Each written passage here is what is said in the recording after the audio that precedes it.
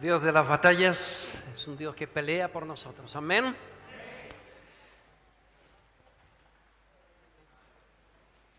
No sé si todos somos conscientes de las peleas que Él libra por nosotros, pero por lo menos yo sí estoy concienciado. Sé que sin Dios mi vida hace aguas por todos los lados. Mi vida necesita estar en conexión con Dios. Ahora, si queremos experimentar la victoria como cuerpo de Cristo, necesitamos mucho más, necesitamos la unidad. El texto con el que partimos el domingo pasado es ese texto de Amós 3:3, andarán dos juntos si no estuvieren de acuerdo, y quiero hacer una matización importante. Se puede estar juntos, pero no estar unidos. Y se puede estar unidos, pero no estar unánimes. Son tres palabras muy distintas, con unas definiciones diferentes. Por ejemplo, yo puedo andar junto. Vamos a ver qué diferencias o qué cosas puedo estar en desacuerdo con alguien para caminar juntos. ¿Puedo caminar junto con un testigo de Jehová? Sí, no solo puedo, debo. A algunos ya se les está rayando la cabeza. ¿Puedo caminar junto con un católico? Claro, no solo puedo, es que debo. ¿Puedo caminar junto con un adventista? Por supuesto que puedo caminar junto. ¿Lo puedo hacer con un musulmán? Por supuesto que lo puedo hacer y debo. Mis relaciones deben de ser relaciones extensas. Ahora, ¿puedo estar en unidad con alguno de ellos? No. ¿Puedo estar unido con algunos de ellos? Sí. Podemos tener un propósito común y estamos unidos en propósito. Ya lo vimos la semana pasada. Ahora, el concepto bíblico de unidad tiene que ver con la fusión. Y para eso, en ese caso, no podría caminar junto. No puedo caminar junto con alguien que niega la Trinidad. No puedo caminar junto con alguien que niegue que Jesucristo es Dios. Y estoy hablando de junto en el sentido de unidad. Mucho cuidado. Así que quiero repasar los términos. Pero antes quiero también establecer la pauta y la dinámica de la predicación de esta mañana, que viene a ser la parte 2 de la predicación de la semana pasada. En esta mañana quiero leer Cantares 2:15, que dice: cazadnos las zorras. Esto no está insultando a nadie.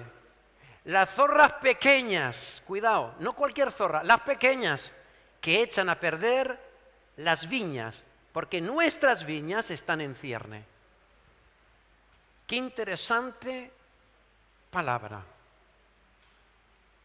Fíjate que podría parecer que son más peligrosas y más destructivas las zorras grandes, pero por el mismo hecho de que las zorras grandes son más visibles, son menos preocupantes. Las pequeñas zorras que nos pasan desapercibidas acaban mordisqueando la viña, la vid, y acaban echándola a perder. No nos lo podemos permitir porque nuestras viñas están en cierne, exuberantes, dando fruto. No nos podemos permitir en nuestros corazones que hayan pequeñas zorras que van a producir fisuras, y toda fisura acaba por producir una división, una escisión. En mi trabajo durante años, una de mis labores era comprobar las pinzas de los puentegrúas que levantan entre 20 y 45 toneladas.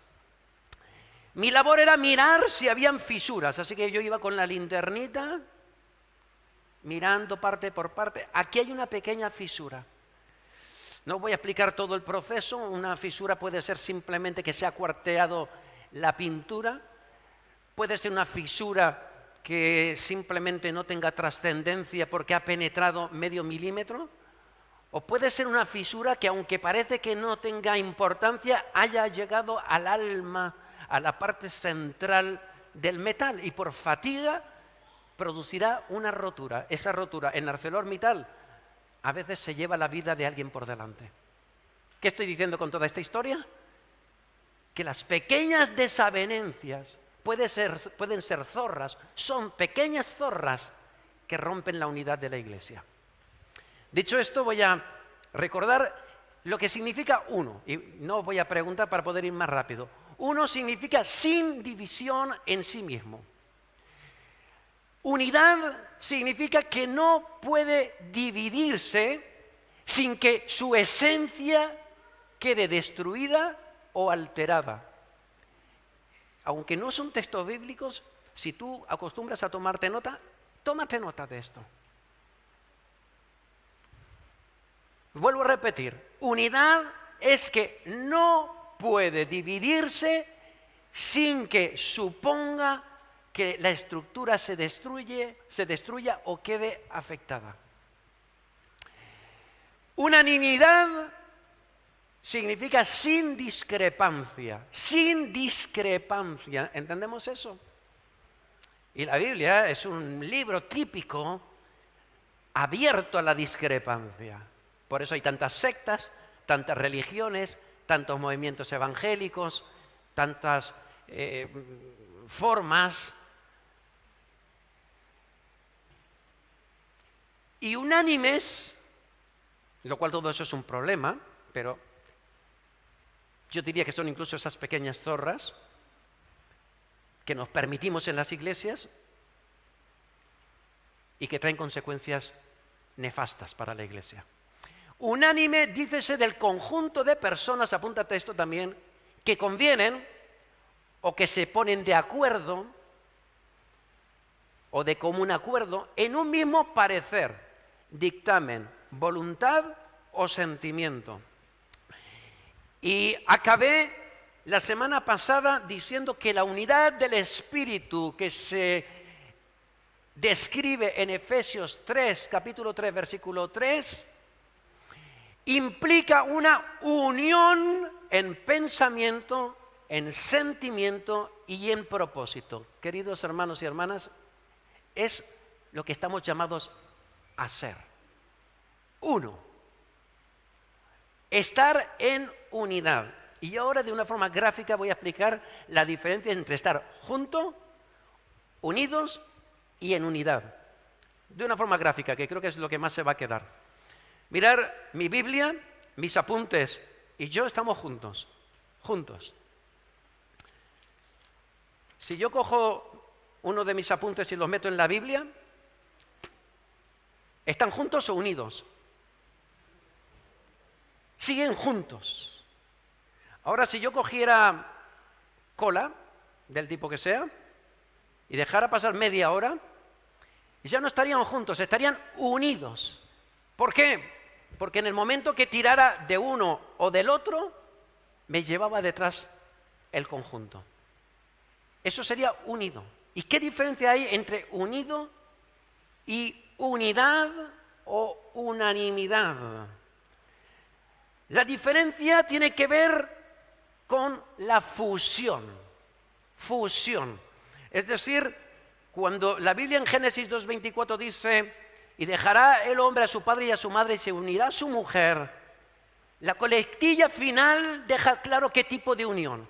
Dice, y serán una sola carne, ya no dos, una. Jesús en Mateo 19 lo especifica, y ya no serán más dos, sino uno.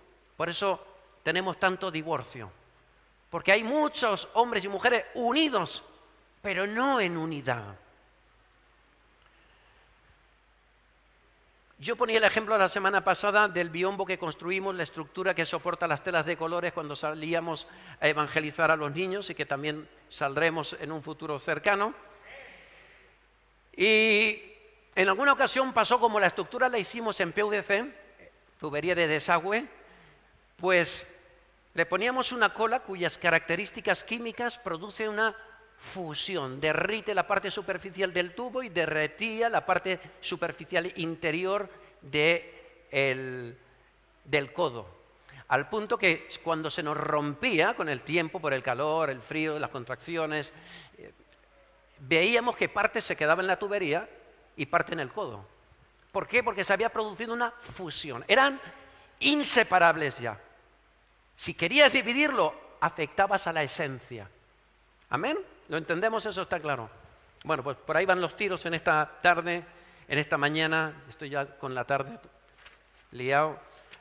Y me gustaría que, aclarados esas cosas, quiero transmitiros que hay dos precios a pagar para la unidad. Dos precios a pagar.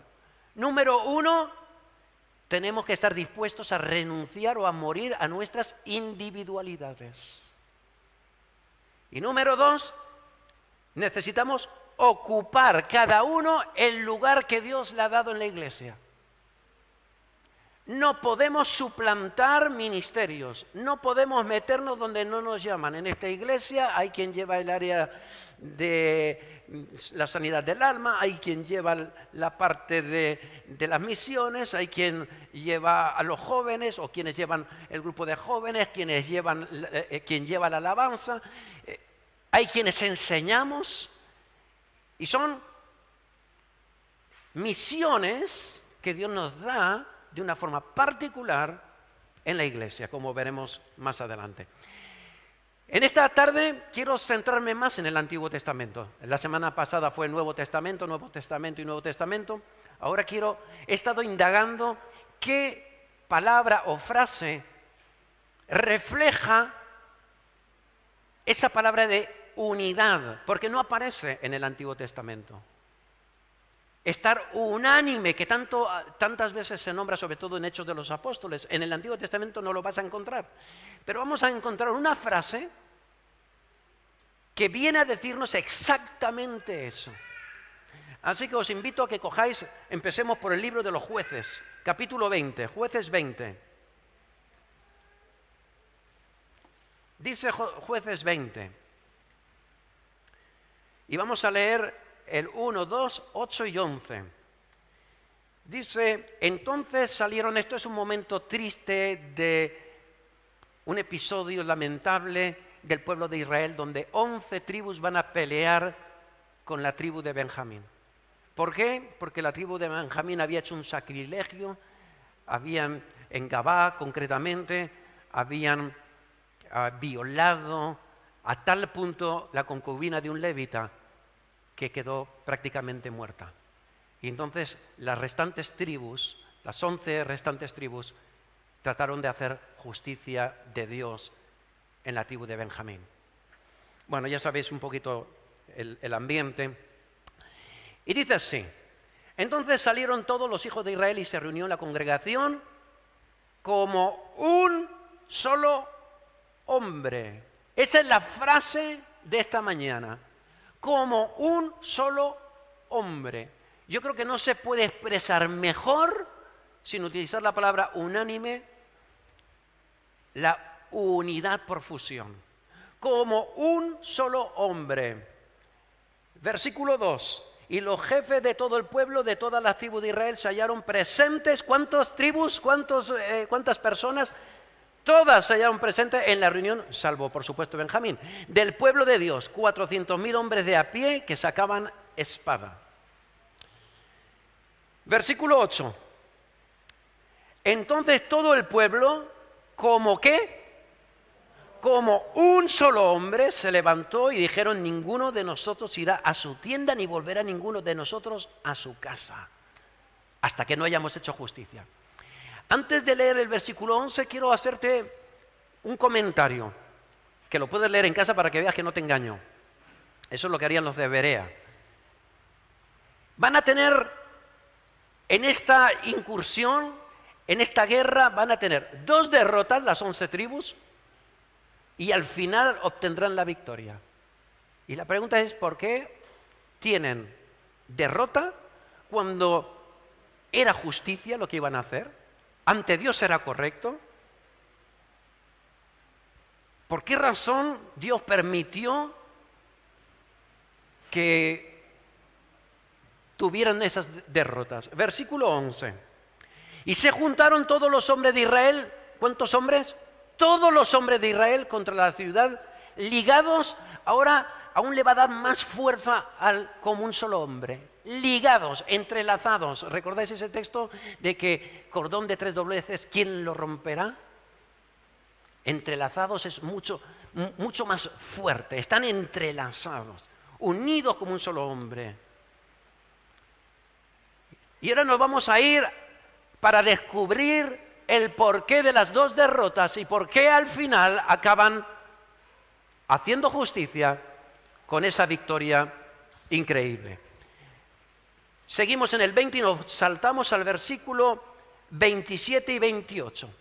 Y los hijos de Israel preguntaron a Jehová. Atención, que esto no se había producido hasta ese momento.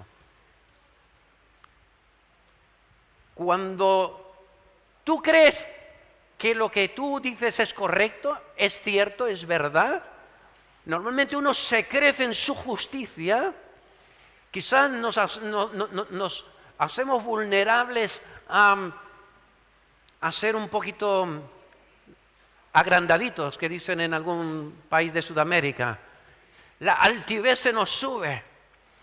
Pero para colmo es que eran muy superiores el ejército de las 11 tribus frente a la de Benjamín. Y yo creo que esas son las razones por las que no consultaron a Jehová.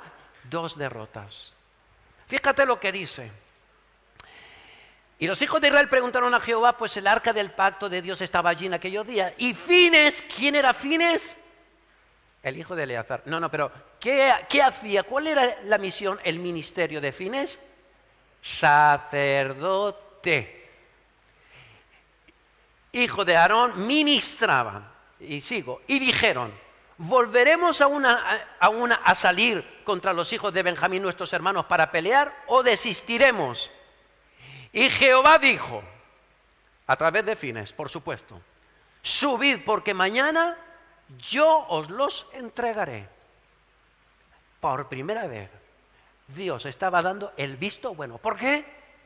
Porque el pueblo buscó a Dios, recurrió a Dios. Y así nos pasa a nosotros los creyentes cuando tratamos de hacer nuestra voluntad de espaldas a Dios. No de espaldas porque marchemos en contra, sino porque no queremos que se entere de lo flojito que Dios se entera. Esto no se lo digo a nadie para que nadie se entere. Pero Dios se entera. Y dice el versículo 29, y puso Israel emboscadas alrededor de Gabá. Por primera vez, no solamente Dios habla, hay estrategia. ¿Quiénes dan la estrategia?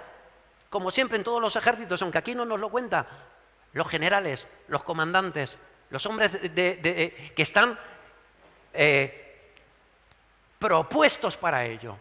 Las personas que se han levantado, que se han preparado para ocupar ese cargo de responsabilidad. La victoria o la derrota iba a ser responsabilidad principal de esos líderes. Nos vamos a ir ahora al libro de Primera de Samuel y vamos a ver a un Samuel todavía majo. Un Samuel todavía no es rey, pero casi. Un Samuel que es un hombre intrépido cuando quiere. Un Samuel que sabes cómo acabaría. Primera de Samuel capítulo 11 del 1 al 7 dice, después subió Naas amonita y acampó contra Jabes de Galaad, tierra de Benjamín otra vez. Y todos los de Jabes dijeron a Naas, haz alianza con nosotros y te serviremos. Esto es una respuesta muy bíblica. ¿Recordáis cuando Jesús dice, si cuando ves llegar a tu enemigo, ves que tú con 10.000 no puedes hacer frente a 20.000, envía una embajada y ponte de acuerdo? No seas tonto, no pierdas, no mueras. Y estos piensan lo mismo. Mira, Naas, no te pases, nos rendimos.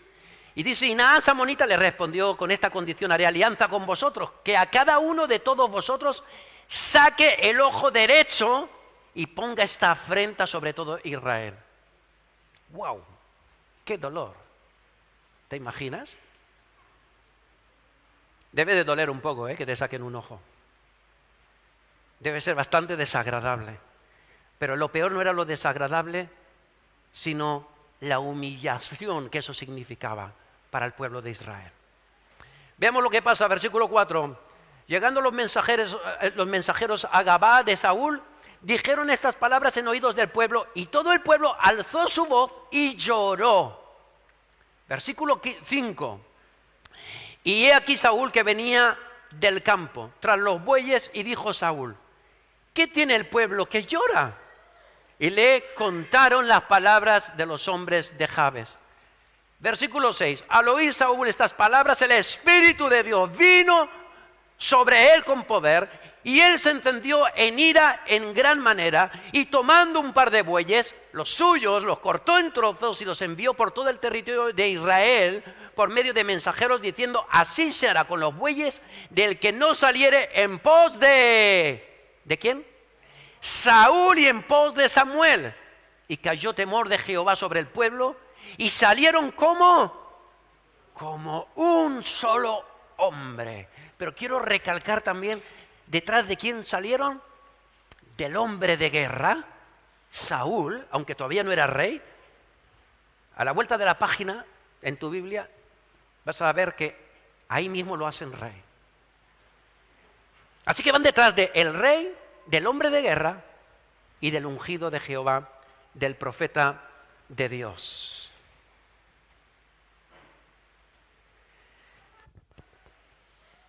Vamos a irnos a Esdras. Aquí estamos en un capítulo triste.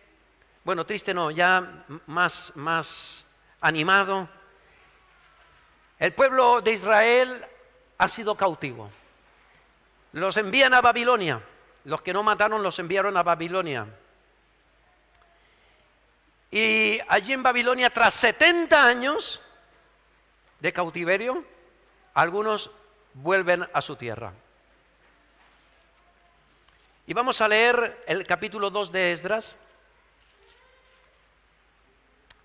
versículo 1, dice, estos son los hijos de la provincia que subieron del cautiverio de aquellos que Nabucodonosor, rey de Babilonia, había llevado cautivos a Babilonia, y que volvieron a Jerusalén y a Judá, cada uno a su ciudad.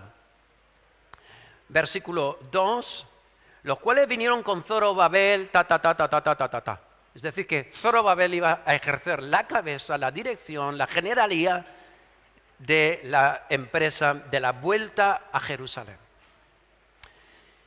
Y vamos a dar un saltito al versículo 64, y dice así, toda la congregación, unida como ¿qué? Como un solo hombre, otra vez, era de 42.360. Toda la congregación unida como un solo cuerpo, como un solo hombre. Versículos 68 al 70. Y algunos de los jefes de casas paternas, cuando vinieron a la casa de Jehová que estaba en Jerusalén, hicieron ofrendas voluntarias para la casa de Dios, para reedificarla en su sitio. Según sus fuerzas, dieron al tesorero de la obra 61.000 dracmas de oro, 5.000 y habitaron los sacerdotes, los levitas, los del pueblo, los cantores, los porteros, los sirvientes y todo Israel en sus ciudades. Y quiero hacer mención de todas estas categorías que se acaban de describir. Estaban los sacerdotes, con un oficio claro, con una misión clara, allí en Jerusalén. Estaban los levitas, asistiendo a los sacerdotes, tocando los santos del templo. Estaba el pueblo, estaban los cantores, cuya misión era alabar a Dios, los porteros, los que le fregan la iglesia, los sirvientes del templo, los que limpiaban la lámpara maravillosa, no, los que sacudían, no sé, las alfombras. Todo Israel estaba allí. Todos tenían una misión, todo estaba ordenado. Y solo había una cosa que hacer para ser como un solo hombre, y es hacer lo que a cada uno le tocaba. No acabo de descubrir las Américas, es sencillo. Capítulo 3 de Esdras, del 1 al 3, dice: cuando llegó el mes séptimo y estando los hijos de Israel ya establecidos en las ciudades, se juntó el pueblo otra vez, qué pesados, como un solo hombre en Jerusalén. Entonces se levantaron Yeshua, hijo de Josadac, sus hermanos los sacerdotes, y Zorobabel, hijo de Salatiel, y tal y cual, y colocaron el altar sobre su base porque tenían miedo de los pueblos de la tierra, y ofrecieron sobre él holocaustos a Jehová, holocaustos por la mañana y por la tarde. Buscaban a Dios de mañana y lo buscaban de tarde. Y vemos la importancia de que cada uno esté haciendo su trabajo, porque eso nos unifica, nos funde. Versículos 8 y 9, y dice así: en el año segundo de Esdras todavía, de su venida a la casa de Dios en Jerusalén, en el mes segundo comenzaron Zorobabel, general, hijo de Salatiel, Yeshua, hijo de Josadac, y los otros sus hermanos, los sacerdotes y los levitas, y todos los que habían venido de la cautividad a Jerusalén, y pusieron a los levitas de 20 años arriba para que activasen la obra de la casa de Jehová. ¿A quiénes pusieron para activar la obra de Jehová? A los levitas. Los levitas eran esos que estaban achuchando, impulsando, animando a la gente, porque cada uno sabía cuál era su misión, cada uno hacía parte de la obra que Dios quería restaurar. Amén. Cada uno hacía parte. Nehemías 8. Ahora llega el momento de reconstruir las murallas. Siguiente libro, después de Esdras, Nehemías, vamos a leer en el capítulo 8, del 1 al 12. Y vamos a ver una vez más dos personajes.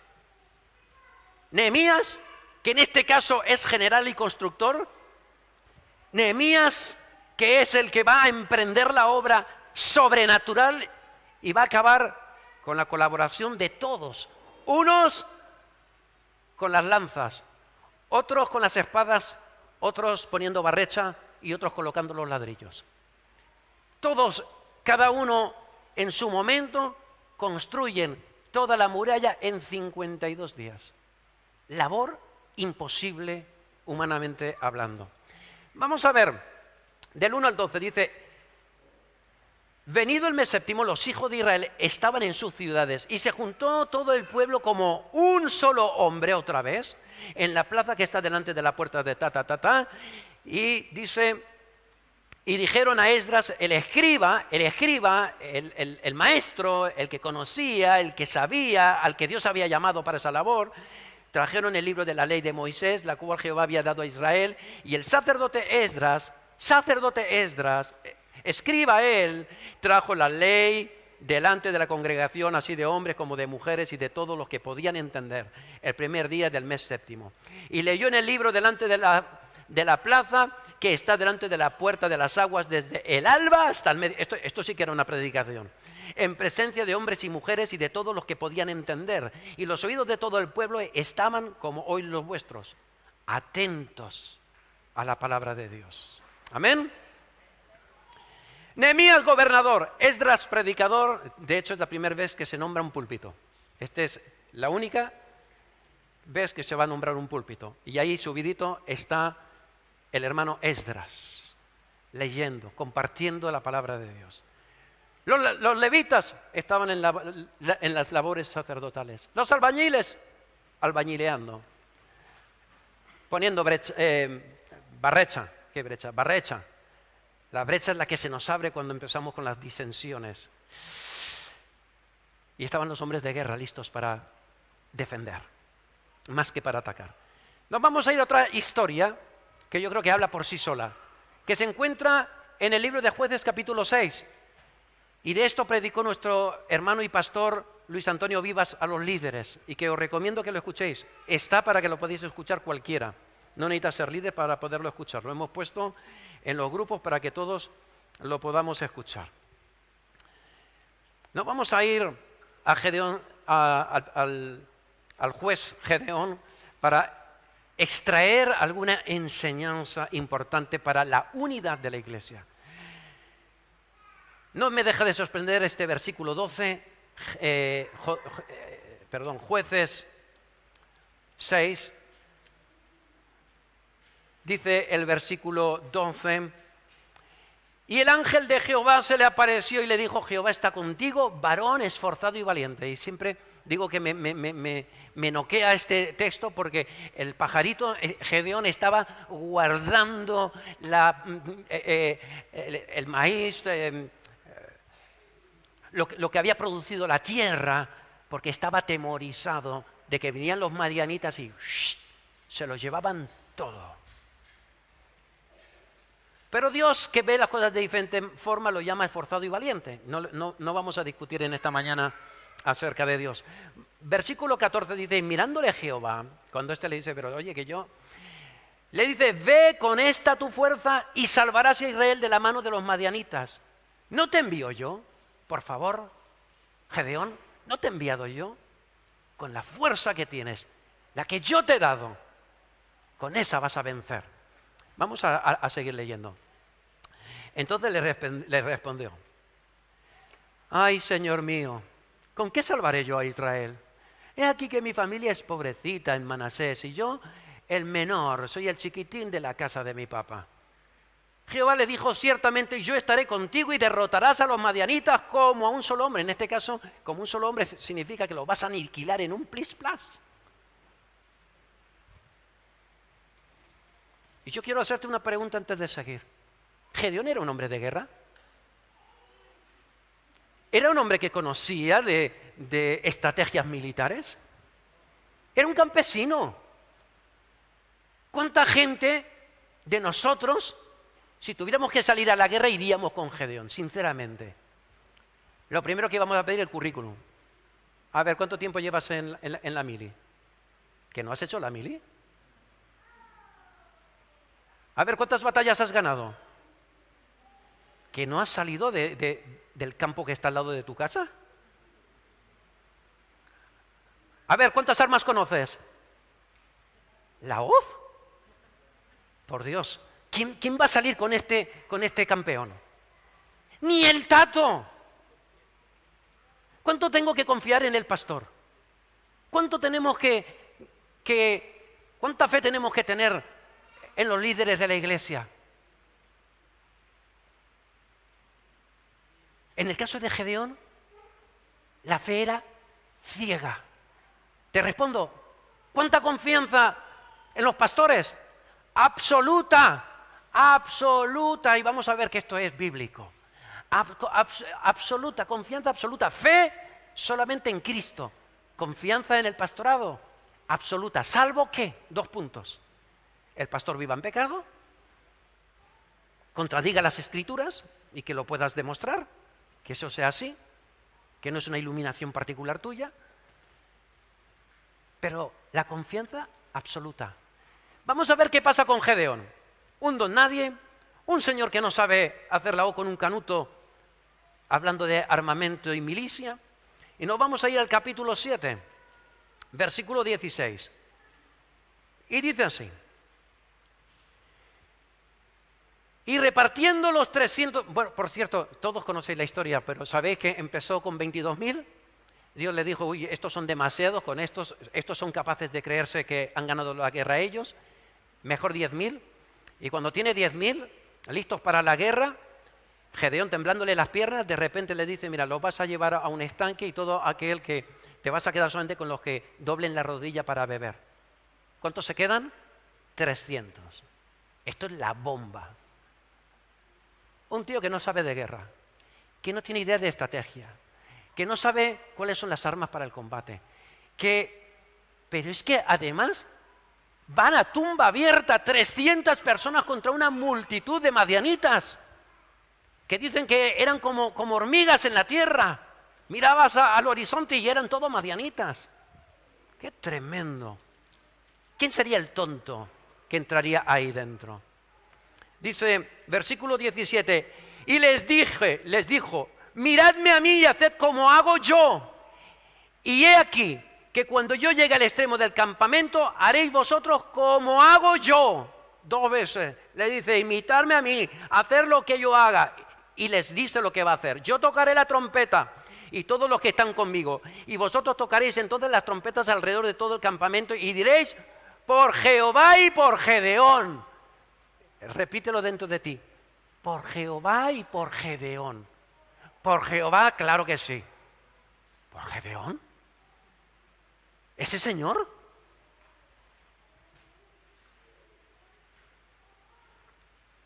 La estrategia. Escucha, a mí esto me suena a chiste. Esto es como si vamos a la guerra y lo dice, no, espérate que yo me llevo el tecladito que los voy a asustar con... El otro día, pues yo me llevo un mechero. ¿Esto qué broma es? Versículo 18. Luego, yo tocaré la trompeta, tal. 20. Y los 3 escuadrones, 100, tocaron las trompetas y quebrando los cántaros tomaron en la mano izquierda las teas y en la derecha las trompetas que tocaban y gritaron, por la espada de Jehová y de Gedeón. Y se estuvieron firmes cada uno en su puesto en derredor del campamento. Entonces todo el ejército echó a correr dando gritos y huyendo. ¿Te has fijado la frase del versículo 31? Y se estuvieron firmes cada uno en su puesto, no en el puesto del otro. Cada uno en su puesto, querida iglesia del Señor. Va siendo hora que ocupes tu puesto y no quieras usurpar el del otro. En la iglesia Dios ha puesto maestros, como veremos luego, apóstoles, profetas, etcétera, etcétera. Ha puesto gente para pintar, ha puesto gente para el mantenimiento, ha puesto gente para las misiones, ha puesto gente para 1000 cuestiones. Si queremos unidad, no te saltes el protocolo. No me venga, uy, pastor, mira que es que yo, la Biblia, a mí me dice esto. Tú dices aquello, pero es que para mí es esto. Loida, ¿sabes qué? Que yo soy el bajista, pero mañana voy a tocar el violín. No sé cómo sonará, pero voy a intentar hacerlo bien.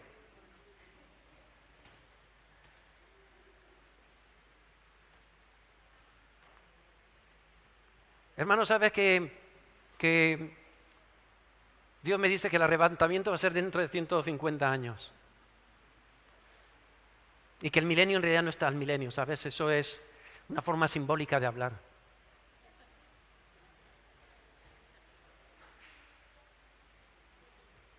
Siguieron a Gedeón, porque Dios los llamó.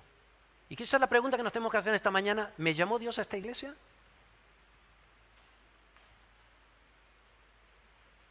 ¿Entiendo que los pastores son mi autoridad? Si es así, Hebreos 13:17 es muy claro. No hablar con los pastores, como decía la semana pasada. Obedecedlos y sujetaos. ¿Cuánto? A tope. Yo diría, hermanos y hermanas, que no hay una situación que vivamos como iglesia o personal que no se encuentre reflejada en alguna historia o en alguna persona de la iglesia. Y me gustaría que ahora pasemos a Números 16, del 1 al 32. Números 16, retrocedemos en nuestras Biblias. Esta es una cuestión que nos pasa, yo creo que en todas las iglesias. Yo que soy perro viejo porque mi papá ya era pastor, esto es algo muy frecuente y muy común. Vamos a leerlo y vamos a ver, lo vamos a trasladar al día de hoy. Pastor, es que yo también tengo el Espíritu Santo. A mí Dios también me habla. ¿Por qué tengo que obedecerte? Número 16. Coré, hijo de tal, hijo de Coat, remarco, hijo de Leví, era un levita. Y Datán y Abiram, hijos de Eliab y tal, estos de Rubén, dice, se levantaron contra Moisés y contra Moisés con 250 varones de los hijos de Israel, príncipes todos ellos, cuidadito que la rebelión es interesante, príncipes de la congregación, de los del consejo, varones de renombre, telita la que se le avecinaba al pastor Moisés. Se juntaron contra Moisés y Aarón y les dijeron, basta ya de vosotros, nos tenéis hartitos. Estamos hasta aquí, ya nos aguantamos, Porque toda la congregación, todos somos santos, chicos. Y en medio de ellos está Jehová. ¿Por qué pues os levantáis vosotros sobre la congregación de Jehová? Vamos a irnos por no leerlo todo. Contestación de Moisés a Coré. Dice, oíd ahora, hijos de Leví.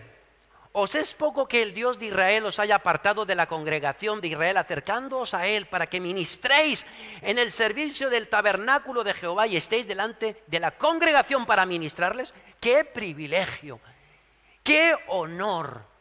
¡Qué lugar tan alto! Poder tocar las cosas santas de Dios. Y le sigue amonestando. Y que te hizo acercar a ti y a tus hermanos, los hijos de Leví, contigo. ¿Ahora procuráis también el sacerdocio? Qué malo es para nuestras vidas cuando pretendemos usurpar un lugar que no nos corresponde. Porque eso destruirá la unidad. No, pastor, mira, es una pequeña diferencia. Una pequeña fisura abre una gran brecha.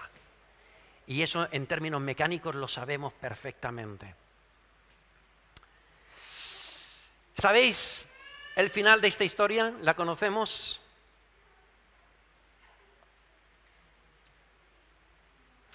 Pero antes de contaros el final, dice, y envió Moisés, versículo 12 al 14, a Datán y a Abiram, hijos de Eliab, mas ellos respondieron, no, iremos allá. Es poco que nos hayas hecho venir de una tierra que destila leche y miel, fíjate Egipto, para hacernos morir ahora en el desierto, sino que también te enseñorees de nosotros imperiosamente. Pero ¿tú quién te has creído que eres, Moisés? Ya basta. No iremos, no quiero, no me da la gana.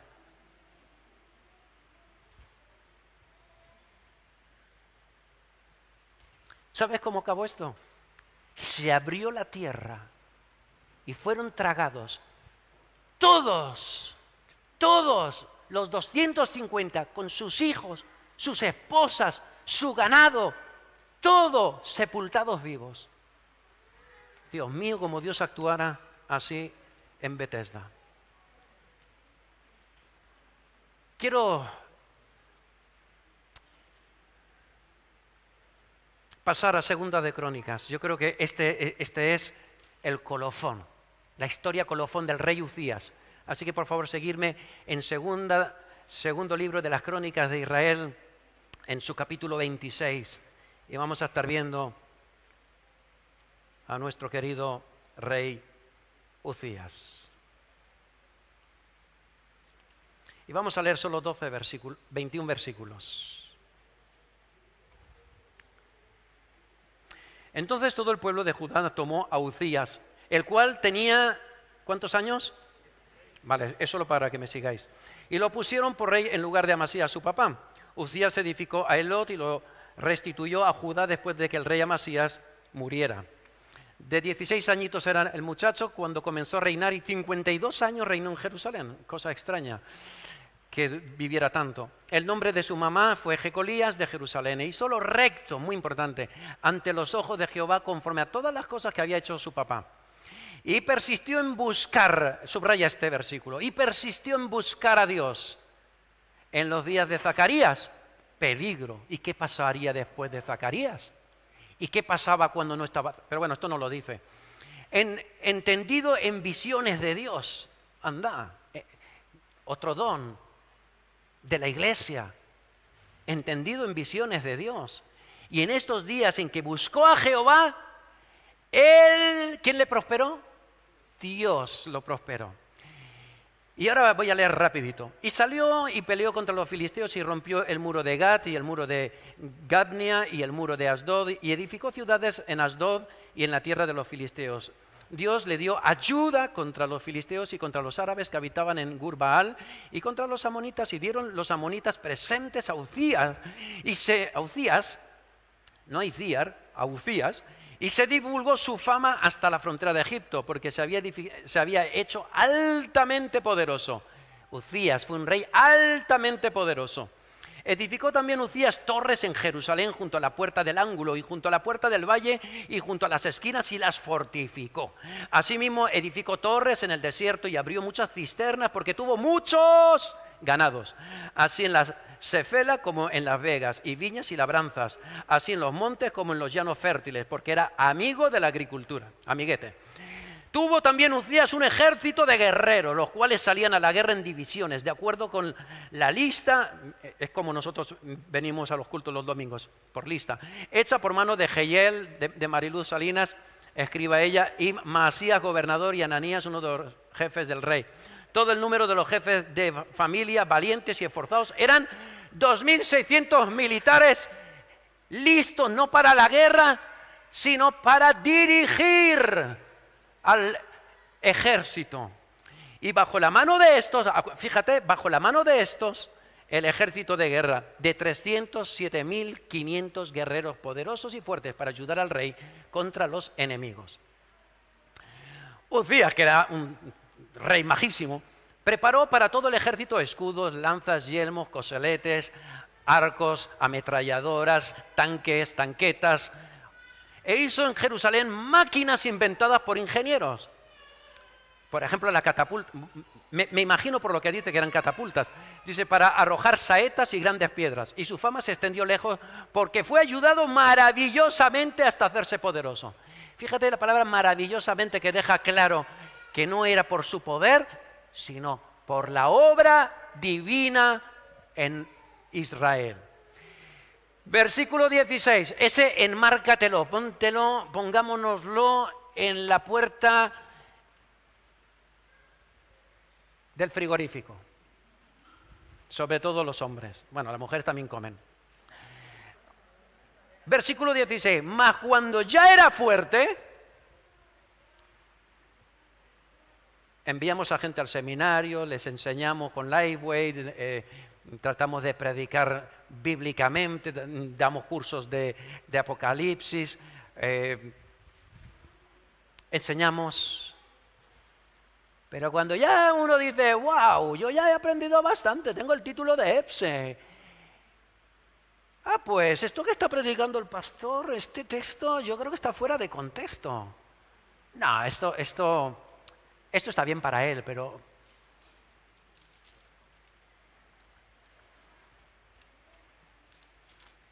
mas cuando ya era fuerte, su corazón se enalteció para su ruina.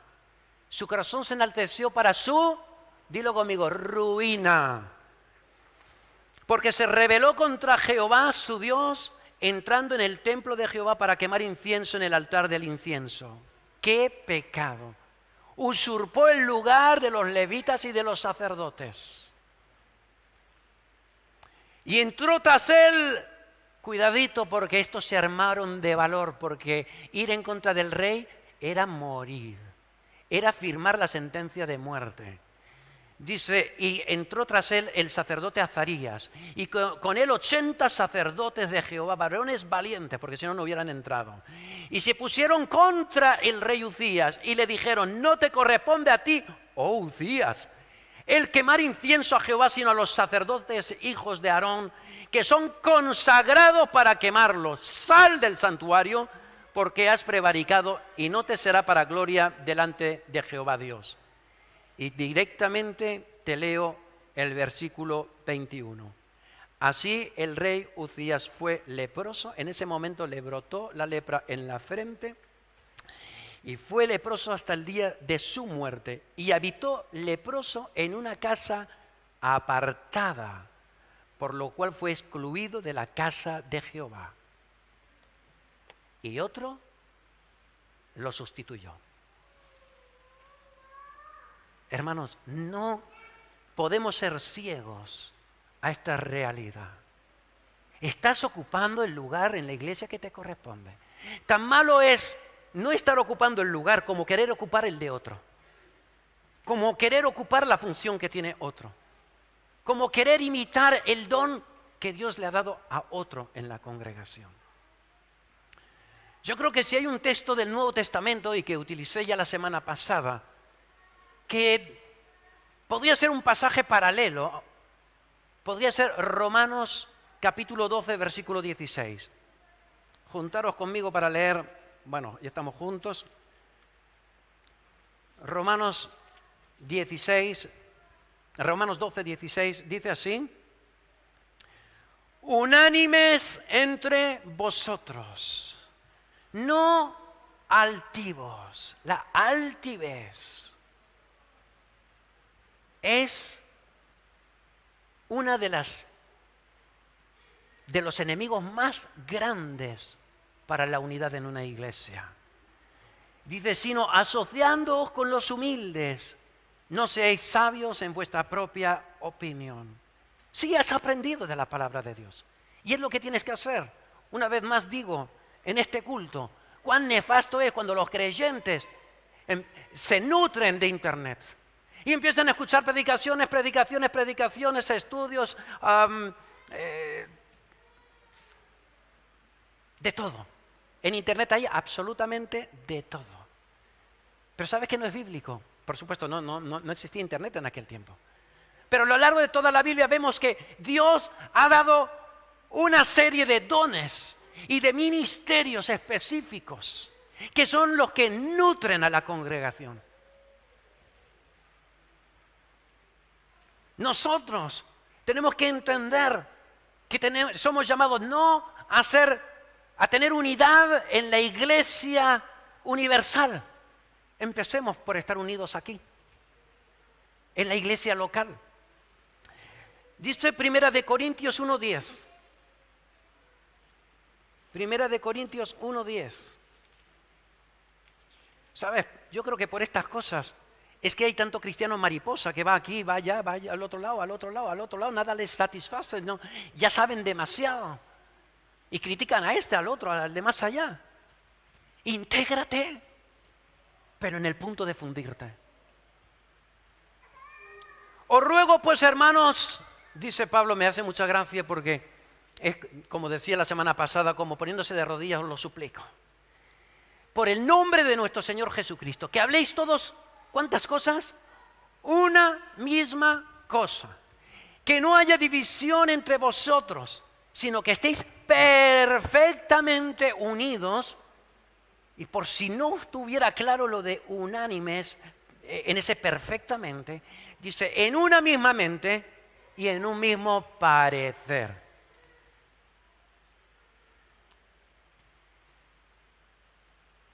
Benja, es que tenemos derecho a discrepar. Sí, podemos discrepar en muchísimas cosas. Ahora, en torno a la iglesia, necesitamos alcanzar la unidad. Una unidad que no se puede alcanzar, una fusión que no podemos llegar si no estamos dispuestos a... No, esto es una pequeña... Pues si es pequeña diferencia, échala al cubo de la basura. No le pretendas decir al pastor o a uno de los pastores o pastoras de la iglesia, no, hermano, yo esto no lo voy a hacer porque no me parece que sea bíblico. No nos faltes el respeto, hermano, hermana, no nos faltes el respeto. Porque es como decir, tú, Benja, no sé, ¿tú acaso no has leído este texto?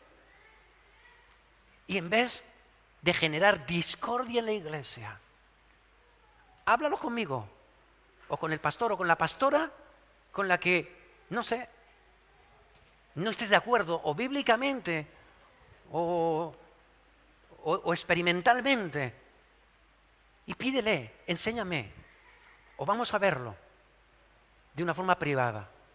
No sembremos la discordia. No es que no se puedan decir las cosas, es que hay que saber dónde las decimos. Si queremos estar unánimes. Otra cosa es que estemos por la labor de estar unidos o junticos simplemente. Y voy a terminar con Efesios 4:13, 4:11 al 13. Efesios 4:11 al 13.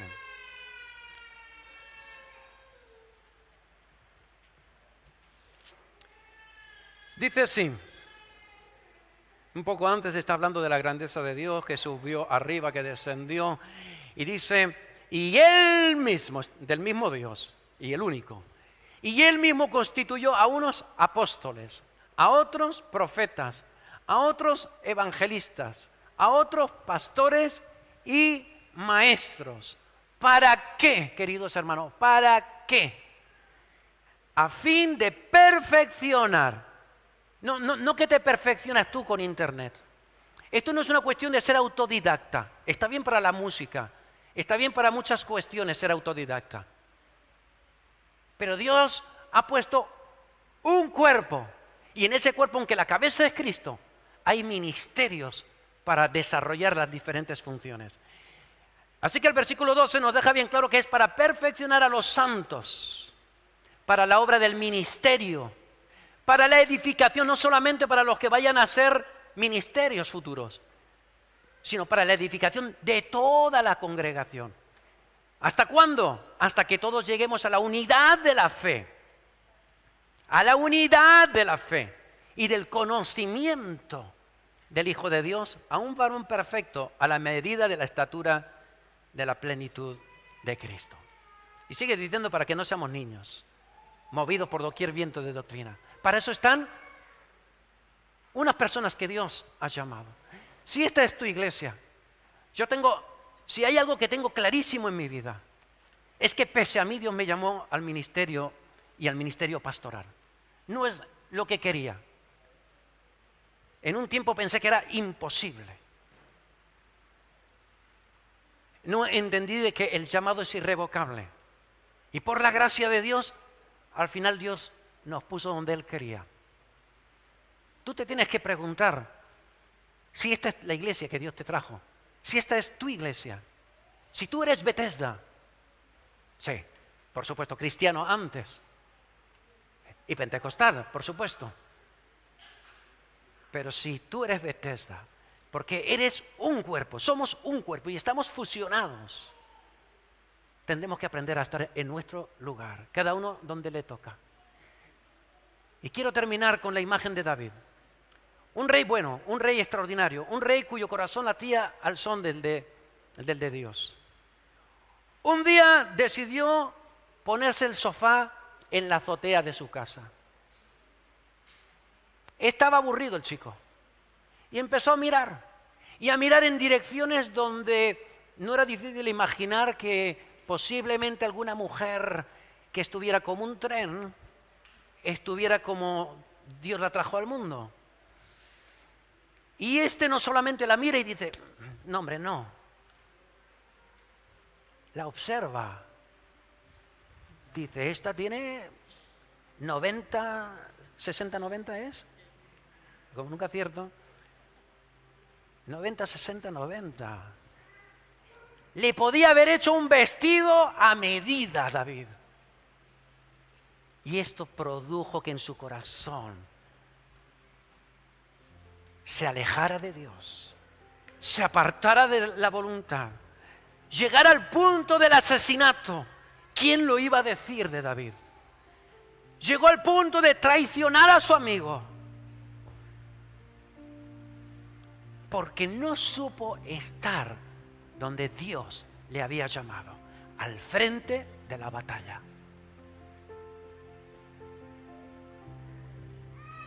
Un día Ruth le dijo a Noemí, su suegra, donde quiera que tú vayas iré.